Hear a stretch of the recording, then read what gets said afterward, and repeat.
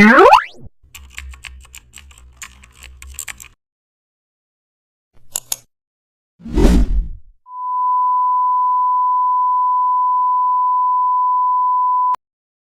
back to the channel. Don't forget to like, share and subscribe for more updates. Today we are explore an amazing topic of Photoshop, how to create Twitter engagement graphics using shapes.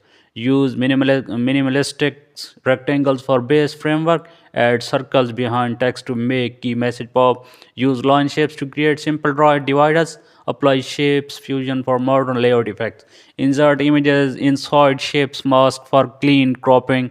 Use bold fonts for easy reading on Twitter timeline.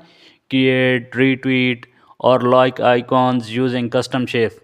Add a CTA shape button like read more. Use brand consistent color across all shapes. Balance negative space for simplicity. Add drop shadows for depth. Export the final image in Photoshop.